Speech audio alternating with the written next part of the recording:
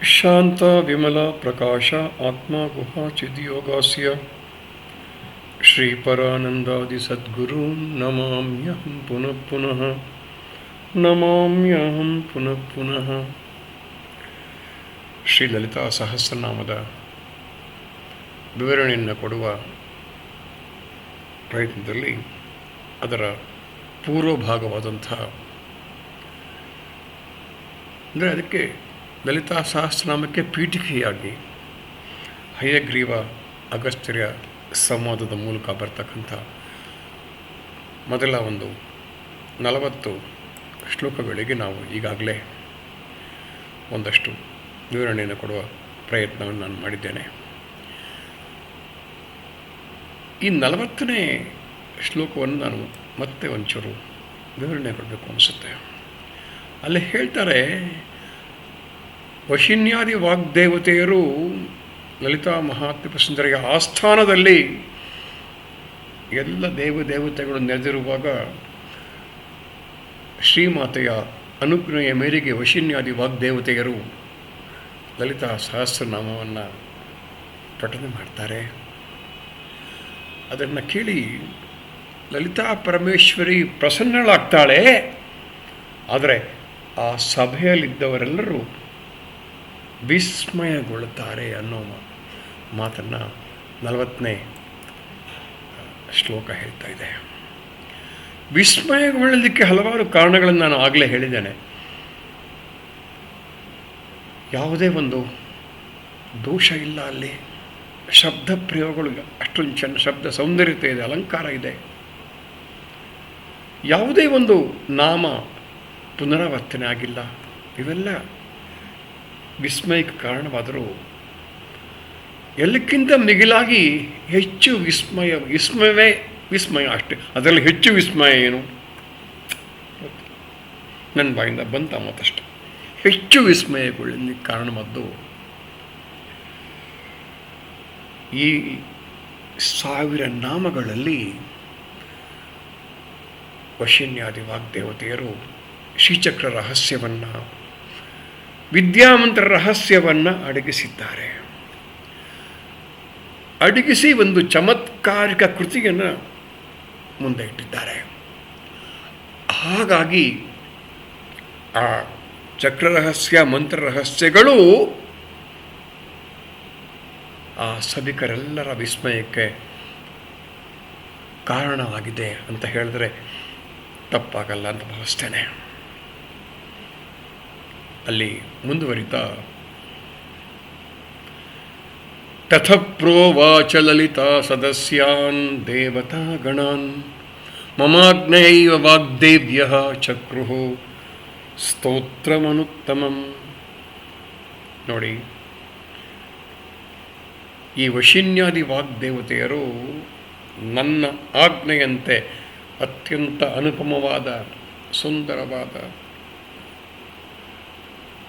ಒಂದು ಸ್ತೋತ್ರವನ್ನು ರಚನೆ ಮಾಡಿದ್ದಾರೆ ಅಂತ, ಉತ್ತಮ ಒಂದು ಸ್ತೋತ್ರವನ್ನು ರಚನೆ ಮಾಡಿದ್ದಾರೆ ಅಂತ ಲಲಿತಾ ಮಹಾತ್ರಿಪುರ ಸುಂದರಿ ಆ ಸಭಿಕರಿಗೆ ಅರ್ಪಣೆ ಮುಂದೆ ಹೇಳ್ತಾಳೆ.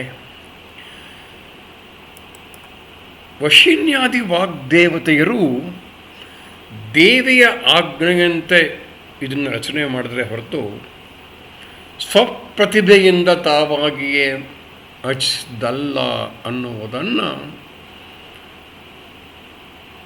ಲಲಿತಾ ಮಹಾತ್ರಿಪುರ ಸುಂದರಿಯು ಸೂಚ್ಯವಾಗಿ ಹೇಳ್ತಾ ಇದ್ದಾರೆ ಅನ್ನುವ ಅಭಿಪ್ರಾಯವನ್ನು ಭಾಸ್ಕರ ಮಕ್ಕಿನವರು ತಮ್ಮ ಭಾಷ್ಯದಲ್ಲಿ ಹೇಳ್ತಾರೆ. ಹಾಗಾಗಿ ಎಲ್ಲ ಸಭಿಕರು ಇದರ ವಿಶೇಷತೆಯ ಬಗ್ಗೆ ವಿಸ್ಮಯ ಪಡಬೇಕಾದೇನೂ ಇಲ್ಲ, ಯಾಕೆಂದರೆ ಅದು ಅವಳದೇ. ಅವರು ಬರೀ ಹೇಳಿದ್ರು ಅಷ್ಟೇ. ಅನುತ್ತಮಂ ಸ್ತೋತ್ರಂ ಅಂತಿದೆಯಲ್ಲ, ಅಲ್ಲಿ ನ ಉತ್ತಮಂ ಅನುತ್ತಮಂ ಅಂತ ಅರ್ಥ ಅಲ್ಲ. ಹಾಗೆ ಹೇಳಿದ್ರೆ ಈ ಸ್ತೋತ್ರ ಉತ್ತಮ ಸ್ತೋತ್ರ ಅಲ್ಲ ಅಂತ ಅರ್ಥ ಆಗುತ್ತೆ. ಹಾಗಲ್ವಲ್ಲ. ಹಾಗಾಗಿ ಆಗ ಯಾವುದಕ್ಕಿಂತ ಉತ್ತಮವಾದ ಸ್ತೋತ್ರವು ಇನ್ನೊಂದು ಇಲ್ಲವೋ ಅದು ಅಂತ ಅರ್ಥ ಮಾಡ್ಕೋಬೇಕು ಅನ್ನೋದನ್ನು ಭಾಸ್ಕರ ಮಕ್ಕಿನವರು ಸ್ಪಷ್ಟವಾಗಿ ಅವರ ಭಾಷ್ಯದಲ್ಲಿ ಹೇಳ್ತಾರೆ. ಈ ಶ್ಲೋಕದಿಂದ ಆರಂಭಿಸಿ ಜಗನ್ಮಾತೆಯ ಮಾತು ಮುಂದುವರಿಯುತ್ತದೆ. ಅಂಕಿತಂ ನಮಭಿರ್ದಿವ್ಯೈಃ ಮಮ ಪ್ರೀತಿ ವಿಧಾಯಕೈಃ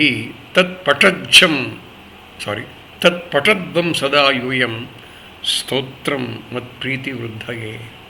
ಅದರಿಂದ ನನಗೆ ಪ್ರೀತಿಯನ್ನುಂಟು ಮಾಡತಕ್ಕಂಥ ದಿವ್ಯ ನಾಮಗಳಿಂದ ಅಂಕಿತವಾದ ಈ ಸ್ತೋತ್ರವನ್ನು ನನ್ನನ್ನು ಪ್ರಸನ್ನಗೊಳಿಸಲಿಕ್ಕಾಗಿ, ನನ್ನನ್ನು ಸಂತೋಷಗೊಳಿಸಲಿಕ್ಕಾಗಿ ನೀವು ಯಾವಾಗಲೂ ಪಠನೆ ಮಾಡಿ ಅನ್ನುವುದನ್ನು ಅಲ್ಲಿ ನೆರೆದ ಆ ಸಭೆಯಲ್ಲಿದ್ದಂಥ ಎಲ್ಲ ದೇವತೆಗಳಿಗೆ ಲಲಿತಾ ಮಹಾತ್ರಿಪುರ ಸುಂದರಿ ಆಜ್ಞೆಯನ್ನು ಮಾಡುತ್ತಿದ್ದಾಳೆ. ದೇವಿಗೆ, ಶ್ರೀಮಾತೆಗೆ ಈ ಸಹಸ್ರನಾಮ ಸ್ತೋತ್ರ ಅತ್ಯಂತ ಪ್ರಿಯ ಅಂತ ಬೇರೆಯಾಗಿ ನೀವು ಹೇಳಬೇಕಾದ್ದಿಲ್ಲ. ಆದರೆ ಅದನ್ನು ಅವರ ಬಾಯಲ್ಲಿ ಹೇಳಿಸಿದ್ದಾರೆ ಹಯಗ್ರೀವರು. ಪ್ರವರ್ತಯದ್ವಂ ಭಕ್ತೇಷು ಮಮ ನಾಮ ಸಹಸ್ರಕಂ ಇದಂ ನಾಮ ಸಹಸ್ರಂ ಮೇಯೋ ಭಕ್ತಃ ಪಠತೆ ಅಸಕೃತ. ಈ ಸಹಸ್ರನಾಮವನ್ನು ನನ್ನ ಭಕ್ತರಲ್ಲಿ ನೀವು ತೊಡಗಿಸ್ರಪ್ಪ, ಅಂದರೆ ಅವರು ಮತ್ತೆ ಮತ್ತೆ ಪಾರಾಯಣ ಮಾಡುವಂತೆ ಮಾಡಿರಿ. ಇದು ಸಭಿಕರಿಗೆ ಲಲಿತಾ ಮಹಾತ್ರಿಪುರ ಸುಂದರಿ ಹೇಳ್ತಾ ಇರತಕ್ಕಂಥದ್ದು. ಭಕ್ತನಾದವನು, ನನ್ನ ಭಕ್ತನಾದವನು ಇದನ್ನು ಪುನಃ ಪುನಃ ಪಠಿಸ್ತಾ ಇರಬೇಕು. ಇಲ್ಲದೆ ಹೋದರೆ ಒಮ್ಮೆಯಾದರೂ ಪಠತೇ ಸಕೃತ್, ಪಠಿಸಲೇಬೇಕು. ಹಾಗೆ ನಿಮ್ಮೆಲ್ಲರ ಪ್ರಯತ್ನ ಸಾಗಲಿ. ಇದು ಯಾರಿಗೆ ಹೇಳ್ತಾ ಇರೋದು? ತನ್ನ ಆಸ್ಥಾನದಲ್ಲಿ ವಿರಾಜಮಾನರಾಗಿರ್ತಕ್ಕಂಥ ಎಲ್ಲರ ಸಭಿಕರಿಗೆ. ಅವರೆಲ್ಲ ಯಾರು? ದೇವಾನುದೇವತೆಗಳು ಅಷ್ಟೆ. ಅಲ್ಲಿ ಸಿಂಹಾಸನದಲ್ಲಿ ಆಸೀನರಾಗಿರ್ತಕ್ಕಂಥವಳು ಶ್ರೀ ಲಲಿತಾ ಮಹಾತ್ರಿಪುರ ಸುಂದರಿ. ಸಮೇ ಪ್ರಿಯತಮೋ ಜ್ಞೇಯಃ ತಸ್ಮೈ ಕಾಮಾನ್ ದದಾಮ್ಯಹಂ ಶ್ರೀಚಕ್ರೇ ಮಾಂ ಸಮಭ್ಯರ್ಚ್ಯ ಜಪ್ತ್ವಾ ಪಂಚದಶಾಕ್ಷರೀಂ. ಹಾಗೆ ಈ ಸಹಸ್ರನಾಮವನ್ನು ಪಾರಾಯಣ ಮಾಡ್ತಕ್ಕಂಥ ಭಕ್ತ ನನಗೆ ಅತ್ಯಂತ ಪ್ರೀತಿಪಾತ್ರನು ಅಂತ ಹೇಳ್ತಾ, ನಾನು ಅಂತಹ ಭಕ್ತರ ಕಾಮನೆಗಳನ್ನೆಲ್ಲ ಈಡೇರಿಸ್ತೇನೆ. ಅವರು ಶ್ರೀಚಕ್ರದಲ್ಲಿ ನನ್ನನ್ನು ಅರ್ಚಿಸಿ ಪಂಚದಶಿ ಮಂತ್ರವನ್ನು ಜಪಿಸಬೇಕು ಅನ್ನುವುದನ್ನು ಇಲ್ಲಿ ಹೇಳ್ತಾ ಇದ್ದಾರೆ. ಇದಕ್ಕೆ ವಿವರಣೆ ಕೊಡ್ತಾ ಭಾಸ್ಕರ ಮಕ್ಕಿನವರು ಹೇಳ್ತಾರೆ, ಒಂದು ಬಾರಿ ಪಾರಾಯಣ ಮಾಡಿದವನ ಕಾಮನೆಗಳನ್ನೇ ದೇವಿ ಆ ತಾಯಿ ಈಡೇರಿಸ್ತಾಳೆ ಎಂದಾಗ ಅನೇಕ ಬಾರಿ ಅನೇಕ ವೃತ್ತಿ ಪಾರಾಯಣ ಮಾಡಿದರೆ ಅಂಥವರ ಕಾಮನೆಗಳನ್ನು ಈಡೇರಿಸ್ತಾಳೆ ಅಂತ ಬೇರೆ ಹೇಳಬೇಕಾದ್ದಿಲ್ಲ ಅಲ್ವಾ? ಪಶ್ಚಾನ್ನಾಮ ಸಹಸ್ರಂ ಮೇ ಕೀರ್ತಯೇನ್ ಮಮ ತುಷ್ಟಯೇ ಮಾಮರ್ಚಯತು ವಾ ಮಾ ವಿದ್ಯಾಂ ಜಪತು ವಾ ನವ. ಆಮೇಲೆ ಅಂದರೆ ಶ್ರೀ ವಿದ್ಯಾ ಮಂತ್ರವನ್ನು ಜಪ ಮಾಡಿದ್ಮೇಲೆ, ಶ್ರೀಚಕ್ರನ ಅರ್ಚನೆ ಮಾಡಿದ್ಮೇಲೆ, ಆಮೇಲೆ ಅಂದರೆ ಸಹಸ್ರನಾಮವನ್ನು ನನ್ನ ಪ್ರೀತಿಗಾಗಿ ಪಠಿಸಬೇಕು. ಇಲ್ಲಿ ಬಹಳ ಮುಖ್ಯ. ಅಲ್ಲಿ ನೋಡಿ, ಮಾಮರ್ಚಯತು ವಾ ಮಾವ ವಿದ್ಯಾಂ ಜಪತು ವಾ ನವ. ನನ್ನನ್ನು ಶ್ರೀಚಕ್ರದಲ್ಲಿ ಬೇಕಾದರೆ ಪೂಜೆ ಮಾಡಲಿ, ಇಲ್ಲ ಬಿಡಲಿ. ನನ್ನ ಮಂತ್ರವನ್ನು, ಪಂಚದಶಿ ಮಂತ್ರವನ್ನು ಜಪಿಸಲಿ ಅಥವಾ ಬಿಡಲಿ. ಅಂದರೆ ಇದಕ್ಕೆ ಅರ್ಥ ಏನಾಗಾರೆ? ಬಿಟ್ಬಿಡಲಿ ಅಂತಲ್ಲ? ಅಲ್ಲ, ಜಪಾರ್ಚನೆಗಳನ್ನ ಬಿಡು ಅಂತ ಇಲ್ಲಿ ಅರ್ಥ ಮಾಡಬಾರ್ದು ಅನ್ನೋದನ್ನು ಭಾಸ್ಕರ ಮಕ್ಕಿನವರು ಸ್ಪಷ್ಟವಾಗಿ ಹೇಳ್ತಾರೆ. ಜಪಾರ್ಚನೆಗಳನ್ನು ಮಾಡಲಾಗದವನಿಗೆ ಇದರಿಂದಲೇ ಫಲ ಅನ್ನೋದು ಇದನ್ನ ಆಶಯ ಹೊರತು ನೀವು ಜಪ ಮಾಡಬೇಡಿ, ಅರ್ಚನೆ ಮಾಡಬೇಡಿ ಅಂತ ಅರ್ಥ ಅಲ್ಲ. ನಮ್ಮಲ್ಲಿ ಅನುಕೂಲವಾಗಿ ಏನೋ ಅದನ್ನು ಹೇಳ್ಬಿಡೋದು. ನೋಡಿ, ಯಾರಾದರೂ ಶ್ರೀವಿದ್ಯಾ ಮಂತ್ರವನ್ನು ಪಡ್ಕೊಂಡಿರುವಂಥ ಉಪಾಸಕರು ಇದನ್ನು ತೋರಿಸ್ಬಿಟ್ಟು, ನೋಡಿ ಗುರುಗಳೇ, ಇಲ್ಲಿ ಹೇಳಿದ್ದಾರೆ 45ನೇ ಶ್ಲೋಕದಲ್ಲಿ, ಶ್ರೀಚಕ್ರ ಪೂಜೆ ಬೇಕಾದ್ರೆ ಮಾಡಲಿಲ್ಲ ಬಿಡಲಿ,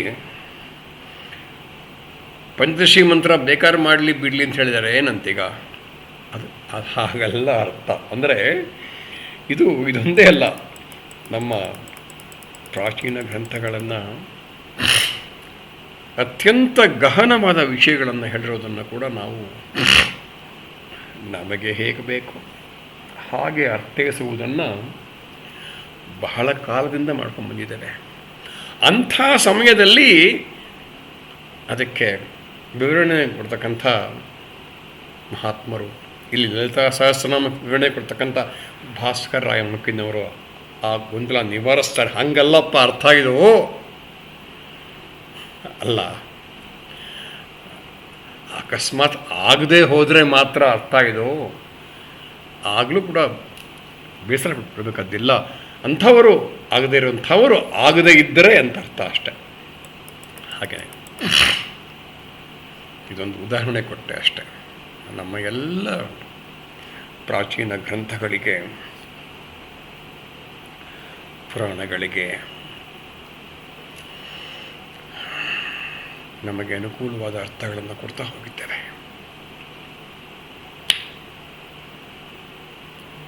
ಅದನ್ನು ರಚನೆ ಯಾರು ಮಾಡಿದ್ರೋ ಅವರ ಉದ್ದೇಶವೇನಿತ್ತೋ ಆ ಅರ್ಥವನ್ನು ನಾವು ಕೊಡುವುದರಲ್ಲಿ ಅಥವಾ ಪಡೆದುಕೊಳ್ಳುವುದರಲ್ಲಿ, ಅರ್ಥ ಮಾಡಿಕೊಳ್ಳುವುದರಲ್ಲಿ ಬಹಳಷ್ಟು ಬಾರಿ ವಿಫಲರಾಗಿದ್ದೇವೆ ಅಂತ ಹೇಳಬೇಕು. ಇದು ಬಹಳ ಮಂದಿಗೆ ಇಷ್ಟವಾಗದೇ ಇರ್ಬೋದು, ಇಷ್ಟವಾಗದಿದ್ದರೂ ಸತ್ಯ ಅದೇನೆ. ಮುಂದುವರಿತಾ, ಕೀರ್ತಯೇ ನಾಮ ಸಾಹಸ್ರಂ ಇದಂ ಮತ್ಪ್ರೀತಯೇ ಸದಾ ಮತ್ಪ್ರೀತ್ಯ ಸಕಲಾನ್ ಕಾಮಾನ್ ಲಭತೆ ನಾತ್ರ ಸಂಶಯಃ. ಈ ಸಹಸ್ರಮವನ್ನು ನನ್ನ ಪ್ರೀತಿಗಾಗಿ, ನನಗೋಸ್ಕರ, ನನ್ನನ್ನು ಭಜಿಸಲಿಕ್ಕೋಸ್ಕರ, ನನ್ನ ಪೂಜೆಗೋಸ್ಕರ, ನನ್ನ ಧ್ಯಾನಕ್ಕೋಸ್ಕರ ಸದಾ ಪಡಿಸಿಬಿಟ್ರೆ ಅಂಥವರು ನನ್ನ ಅನುಗ್ರಹದಿಂದ ಸಕಲ ಕಾಮನೆಗಳನ್ನು ಪಡ್ಕೊಳ್ತಾರೆ. ಈ ವಿಷಯವಾಗಿ ಲಭತೆ ನಾತ್ರ ಸಂಶಯ, ಇಲ್ಲಿ ಯಾವ ಸಂಶಯವೂ ಬೇಡ. ತಸ್ಮಾನ್ನಾಮ ಸಹಸ್ರಂ ಮೇ ಕೀರ್ತಯದ್ಭಂ ಸದಾ ಆದರಾತ್, ಸದಾ ಆದರಾತ್. ಆದ್ದರಿಂದ ನನ್ನ ಸಹಸ್ರನಾಮವನ್ನು, ಲಲಿತಾ ಸಹಸ್ರನಾಮವನ್ನು ಸದಾ ಅನುಗಾಲವೂ ಪೂಜ್ಯ ಭಾವದಿಂದ ನೀವೆಲ್ಲರೂ ಪಾರಾಯಣ ಮಾಡಿರಿ. ಇಲ್ಲಿ ಹಯಗ್ರೀವರು ಹೇಳ್ತಾರೆ, ಇತಿ ಶ್ರೀ ಲಲಿತೇಶಾನಿ ಶಾಸ್ತಿ ದೇವಾನ್ ಸಹಾನುಗಾನ್. ಹೀಗೆ ಲಲಿತಾದೇವಿ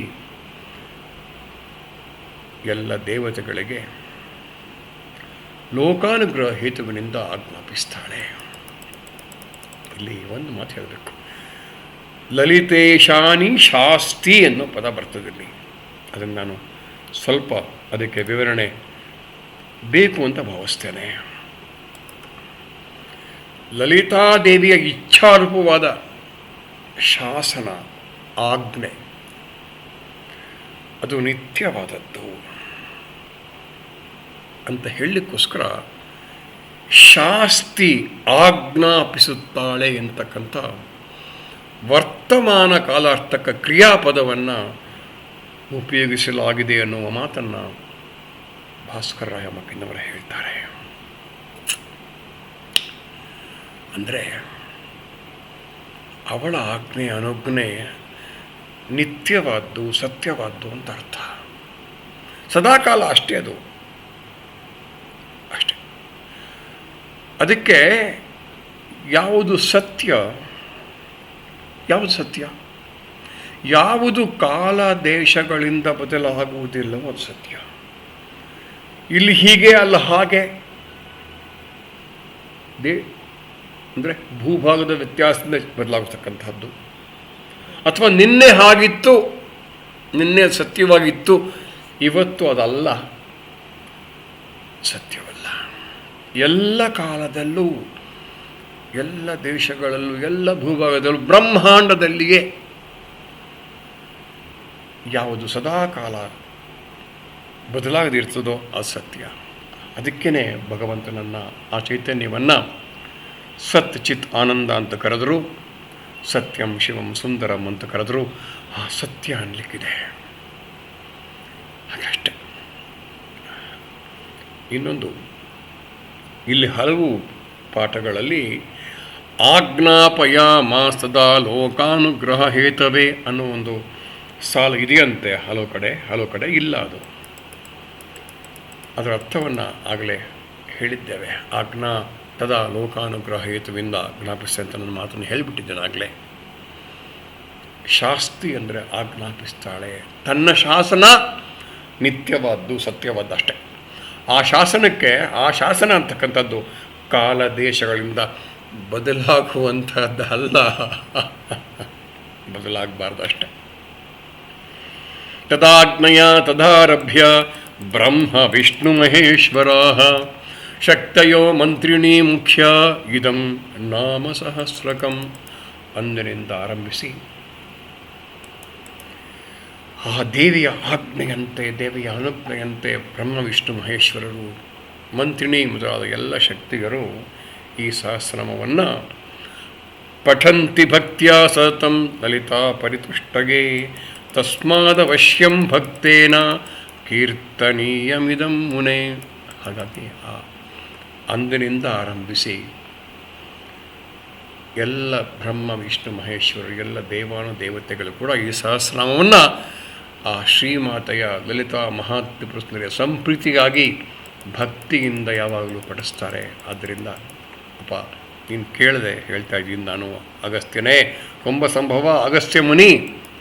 ಹಾಗಾಗಿ ಭಕ್ತನು ಇದನ್ನು ಯಾವಾಗಲೂ ಪಠಿಸಬೇಕು ಅಷ್ಟೆ. ಅವಶ್ಯಕತ್ವೇ ಹೇತುಸ್ತೆ ಮಯಾ ಪ್ರೋಕ್ತೋ ಮುನೀಶ್ವರಃ ಇದಾನೀಂ ನಾಮ ಸಾಹಸ್ರಂ ವಕ್ಷ್ಯಾಮಿ ಶ್ರದ್ಧೆಯ ಶೃಣು. ಹಾಗಾಗಿ ಏನಪ್ಪ, ಅಗಸ್ತ್ಯ ಮುನಿ, ಮುನೇಶ್ವರ ಅಂತ ಕರೀತಾನೆ ಅವನ್ನ, ಮುನೀಶ್ವರ ಅಂತ ಕರೀತಾರೆ ಅವನ್ನ ಹಯಗ್ರೀವರು. ನಾನೀಗಾಗಲೇ ಲಲಿತಾ ಸಹಸ್ರನಾಮದ ಅವಶ್ಯಕತೆಯನ್ನು ಹೇಳಿದ್ದೇನೆ. ಅದರ ಕಾರಣವನ್ನು ನಾನು ಮೊದಲೇ ನಿಂಗೆ ಹೇಳಿದ್ದೇನೆ. ಈಗ ಇಷ್ಟೆಲ್ಲ ಹೇಳಿದ ಮೇಲಪ್ಪ ಸಹಸ್ರನಾಮವನ್ನು ಹೇಳ್ತೇನೆ, ಅದನ್ನು ಕೇಳು ಅಂತ ಹಯಗ್ರೀವರು ಹೇಳ್ತಾರೆ. ಈ ಪೂರ್ವಭಾಗದ ಕೊನೆಯಲ್ಲಿ ಹೀಗೆ ಬರ್ತದೆ. ಇತಿ ಶ್ರೀ ಬ್ರಹ್ಮಾಂಡ ಪುರಾಣೆ ಉತ್ತರಖಂಡೇ ಶ್ರೀ ಹಯಗ್ರೀವ ಅಗಸ್ತ್ಯ ಸಂವಾದೆ ಶ್ರೀ ಲಲಿತಾ ಸಹಸ್ರನಾಮ ಪೂರ್ವಪೀಠಿಕಾ ನಾಮ ಪ್ರಥಮೋ ಅಧ್ಯಾಯ. ಅಂದರೆ ಹೀಗೆ ಬ್ರಹ್ಮಾಂಡ ಪುರಾಣದಲ್ಲಿ ಅಂತರ್ಗತವಾದಂಥ ಹಯಗ್ರೀವ ಅಗಸ್ತ್ಯ ಸಂವಾದ ರೂಪದಲ್ಲಿರ್ತಕ್ಕಂಥ ಲಲಿತಾ ಸಹಸ್ರನಾಮದ ಪ್ರಸ್ತಾವನ ರೂಪದಲ್ಲಿ ಇರತಕ್ಕಂಥ ಪೂರ್ವ ಪೀಠಿಕೆ ಅಂತ ಪ್ರಥಮ ಅಧ್ಯಾಯ ಸಮಾಪ್ತವಾಯಿತು ಅಂತ ಹೇಳ್ತದೆ. ನಾನು ಹೀಗೆ ಹೇಳಿದಾಗೆ ಬ್ರಹ್ಮಾಂಡ ಪುರಾಣದಲ್ಲಿ ಅಂತರ್ಗತ ಲಲಿತೋಪಾಖ್ಯಾನ, ಆ ಲಲಿತೋಪಾಖ್ಯಾನದಲ್ಲಿರ್ತಕ್ಕಂಥ ಶ್ರೀ ಲಲಿತಾ ಸಹಸ್ರನಾಮ, ಅದರ ಪ್ರಥಮ ಅಧ್ಯಾಯವನ್ನು ಭಾಸ್ಕರರಾಯ ಮುಖಿನ್ನವರ ಹಾಗೂ ಇನ್ನಿತರ ಭಾಷ್ಯಗಳಿಂದ ಆಯ್ದುಕೊಂಡು ನನ್ನ ಅಲ್ಪ ಬುದ್ಧಿಗೆ ತಿಳಿದಷ್ಟು ಅರ್ಥ ಮಾಡಿಕೊಂಡು ನಿಮ್ಮ ಮುಂದೆ ಇಡುವ ಪ್ರಯತ್ನ ಮಾಡಿದ್ದೇನೆ. ಇಲ್ಲಿರುವ ತಪ್ಪು ಒಪ್ಪುಗಳನ್ನು ಆ ತಾಯಿಯ ಪಾದಕ್ಕೆ ಅರ್ಪಿಸಿದ್ದೇನೆ, ನನ್ನ ಗುರುಮಂಡಲಕ್ಕೆ ಅದನ್ನು ಅರ್ಪಿಸಿದ್ದೇನೆ. ಹಾಗಾಗಿ ಆ ತಪ್ಪು ಉಪ್ಪುಗಳನ್ನು ಆಸ್ತಿಕ ಮಹಾಶಯರು, ಆಸ್ತಿಕ ಬಂಧುಗಳು ಹಂಸ ಕ್ಷೀರನಾಯದಂತೆ ಪರಿಗಣಿಸಿ ಇಲ್ಲಿರೋ ಒಳ್ಳೆಯದನ್ನು ಮಾತ್ರ ಸ್ವೀಕರಿಸಬೇಕು ಅಂತ ಮತ್ತೊಂದು ಪ್ರಾರ್ಥನೆ ಮಾಡ್ಕೊಳ್ತಾ ಈ ಪೂರ್ವ ಭಾಗದ ಅಂದರೆ ಲಲಿತಾ ಸಹಸ್ರನಾಮದ ಪೂರ್ವ ಭಾಗದ ಸೂತ್ರಗಳಿಗೆ ವಿವರಣೆಯನ್ನು ಇಲ್ಲಿಗೆ ಸಂಪನ್ನಗೊಳಿಸ್ತಾ ಇನ್ನು ಮುಂದಿನ ವಿಡಿಯೋದಲ್ಲಿ ಲಲಿತಾ ಸಹಸ್ರನಾಮದ ಶ್ರೀಮಾತ್ರೇ ನಮಃ ಶ್ರೀಮಾತ ಅಲ್ಲಿಂದ ಪ್ರಾರಂಭ ಮಾಡಿ ಆ ತಾಯಿಯ ಅನುಗ್ರಹದಿಂದ ಅದು ಯಾವುದೇ ಅಡೆತಡೆ ಇಲ್ಲದೆ ಮುಂದುವರಲಿ ಅಂತ ಮುಂದಾಗಿ ಅವಳನ್ನು ಪ್ರಾರ್ಥನೆ ಮಾಡಿ ಈ ವಿಡಿಯೋವನ್ನು ಸಂಪನ್ನಗೊಳಿಸ್ತಾ ಇದ್ದೇನೆ. ಸರ್ವೇ ಜನಾಃ ಸುಖಿನೋ ಭವಂತು, ಸಮಸ್ತ ಸನ್ಮಂಗಳಾನಿ ಭವಂತು. ಓಂ ಶಾಂತಿ ಶಾಂತಿ ಶಾಂತಿ.